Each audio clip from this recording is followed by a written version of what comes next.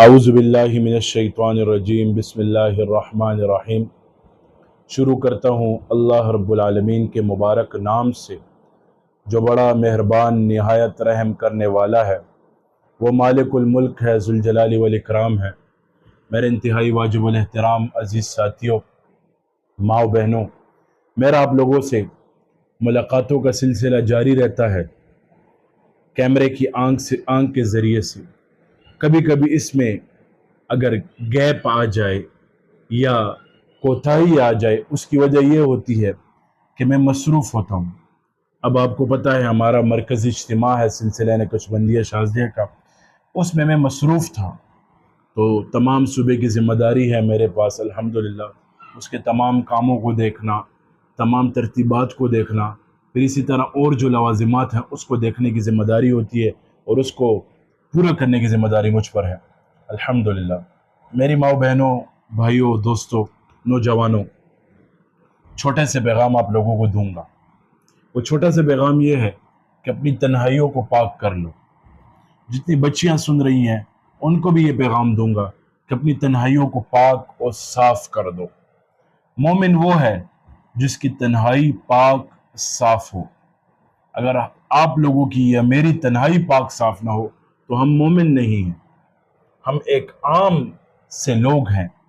میرے بھائیو دوستو، مومن کی بہت فضیلت ہے، مومن کی بہت زیادہ نشانیاں ہیں اور برکات ہیں۔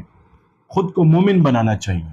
ہماری تنہائیاں پاک ہوں، ہماری صحبت پاک ہو، ہمارے ارد گرد کے نوجوانوں کے ساتھ جو ملاقاتیں ہوں وہ پاک ہوں۔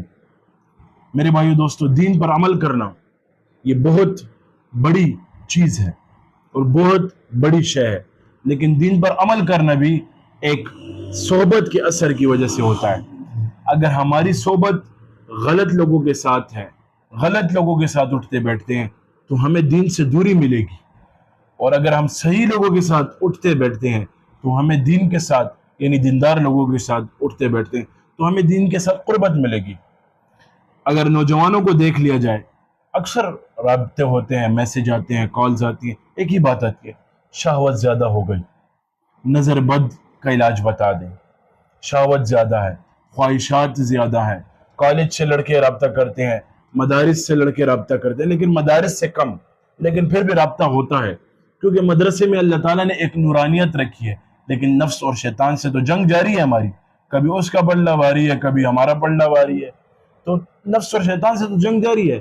لیکن مدارس سے رابطہ کم ہونے کی وجہ یہ ہوتی ہے کہ مدارس کا ایک نورانیت ہوتی ہے، روحانیت ہوتی ہے، وہاں قرآن کی برکت ہوتی ہے، کتابوں کی برکت ہوتی ہے۔ اور دنیا داری کے لحاظ سے دیکھا جائے، کالج، اسکول، یونیورسٹی سے رابطے اس لیے ہوتے ہیں کہ وہاں دنیا داری سکھائی جاتی ہے، ایجوکیشن سکھائی جاتی ہے، لیکن دین سے ہٹ کر۔ اگر اسی کا اسکولوں میں، یونیورسٹیوں میں دین بھی سکھایا جائے تو بہت زیادہ فائدہ ہوگا، بہت زیادہ وہ ہوگا۔ تو میرے بھائیوں نے مجھ سے سوال کیا تھا، بہنوں نے سوال کیا تھا کہ شہوت زیادہ ہو گئی اور نظر کی حفاظت نہیں ہوتی، اس کا علاج بتا دیں۔ میں نے کہا دیکھو، سب سے پہلے اپنے نفس کو کنٹرول کرنا ہے، خود پہ قابو کرنا ہے، اپنے دماغ کو کنٹرول کرنا ہے، اپنے دماغ پہ قابو کرنا ہے، اپنے دل پہ کنٹرول کرنا ہے، اپنے دل کو قابو کرنا ہے، خواہشات کو کنٹرول کرنا ہے، خواہشات کو قابو کرنا ہے۔ پھر میں وظیفہ بتاؤں گا، اور میں وظیفہ بتا رہا ہوں۔ دیکھیں، اگر بد نظری ہوتی ہے تو آپ مت دیکھیں، چھوڑ دیں، استغفار پڑھ لیں۔ جس طرح جیسے ہی آپ کی بد نظری ہو جائے، آپ فوراً نیچے دیکھ کر استغفار پڑھنا شروع کر لیں۔ کسی نامحرم پہ نظر پڑ رہی ہے آپ لوگوں کی، اسی طرح بچوں کی کسی نامحرم پہ نظر پڑ رہی ہے، فوراً نیچے دیکھ کے استغفار پڑھنا شروع کر لیں۔ استغفر اللہ ربی من کل ذنب واتوب الیہ، یہ پڑھنا شروع کر لیں کثرت سے، اسی ٹائم شروع کر دیں، تو انشاءاللہ یہ نظر بد کا علاج آپ لوگوں کا آسان ہے۔ دوسرا، تنہائی میں بیٹھ کر اپنے گناہوں پہ ندامت کے آنسو بہا لینے چاہیے، چاہے وہ چھوٹے گناہ ہیں، چاہے وہ بڑے گناہ ہیں، چاہے وہ صغیرہ ہے، چاہے کبیرہ ہے، بس آنسو بہا لیں، بس۔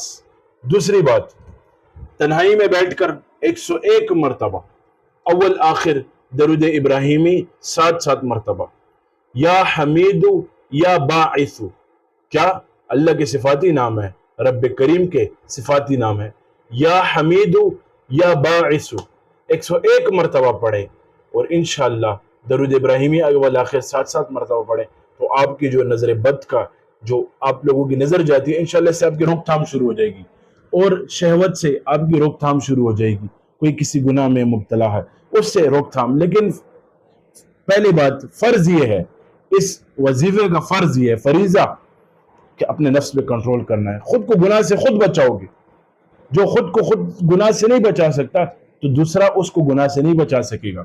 جب کوئی ایک انسان روحانی تعلق کسی سے قائم کرتا ہے تو بیعت کے دوران اس سے وعدے لیے جاتے ہیں۔ وعدے کیا لیے جاتے ہیں؟ یہی وعدے کہ گناہ نہیں کرو گے، گناہ ہو جائے توبہ استغفار پڑھو گے۔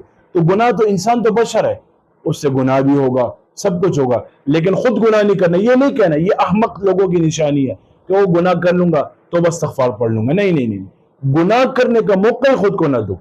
جس راستوں سے گناہ ہو رہے ہیں وہ راستوں کو بند کر لو، جس صحبت سے گناہ ہو رہا ہے اس صحبت کو بند کر لو۔